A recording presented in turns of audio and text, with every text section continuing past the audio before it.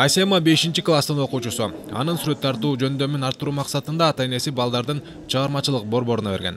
Асема Кыргыз патент уюштурган жаратмандык сынагынын финалисти. Мультфильм тарткам, пластилинден жасап, жашыл келечек. Ошондон кичинекей балдарга природаны абереги айтыш керекти көрсөтөйүн дегем. Балдардын чыгармачылыгын өстүрүүгө арналган борбордо жалаң шыктуу өспүрүмдөр чогулган. Маселен, 11-класстын окуучусу Нурдин Сыдыгалиев келечекте унаа заводун курууну максат кылат. Ал чогулткан гибриддик оюнчук унаа саатына 40 чакырымды басып өтөт. Нурдин да көптөгөн сынактарда алдыңкы орунда ээлип келет. Унаанын негизги бөлүгүн алмаштыргыдай кылса болот. Мисалы, айдоочу жигүл айдаса, кузовун Lamborghini'ге которуп алат. Бул үчүн бардык тетиктерин жасап койгонбуз. Гибрид болгондуктан абаны булгабайт.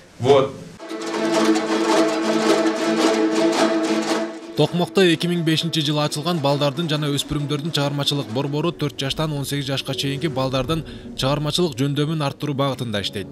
Борбордо мектептен сырткары сүрөт, кол өнөрчүлүк, комуз чертүү, робот жасоо сыяктуу 18 ирим өтүлөт.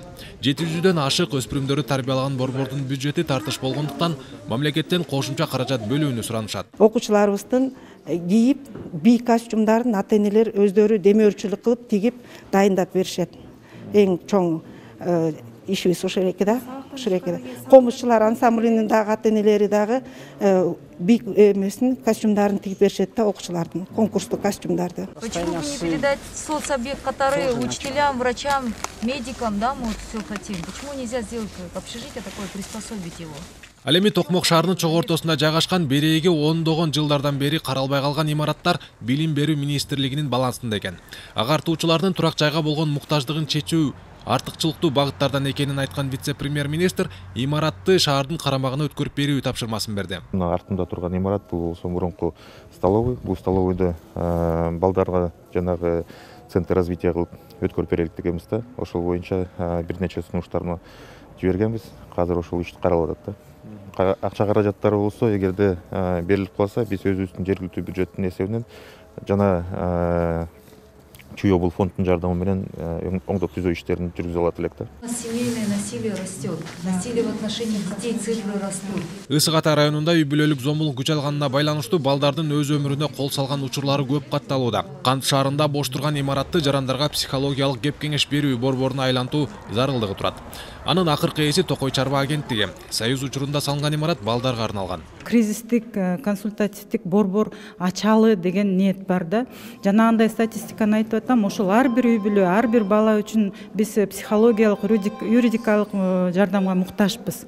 Ошол жерден ушу кризистик борбордон жанагындай кесипкөй адамдарды отургузуп, бир топ оор акыбалдагы үй бүлөгө адамдарга жардам бере алмакчыбыз. Айрым жерлерде спорттук комплекстер жетпей жатса, Чүй облустук олимпиадалык резервдеги адистештирилген балдар өспүрүмдөр мектебин иштете албай бара.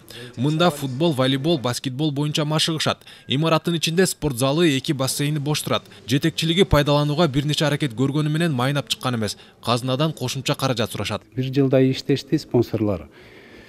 Алар кетишти. Бүгүнкү күндө карызы бар.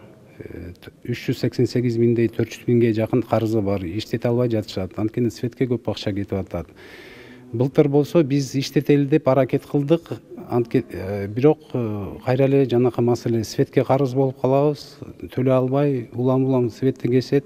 Иш сапардын алкагында Эльвира Сурабалдиева педагогдордун жыйынына катышты. Мугалимдердин арыз муңун уккан вице-премьер-министр даттануулар боюнча чара көрүүлөрүн белгиледи.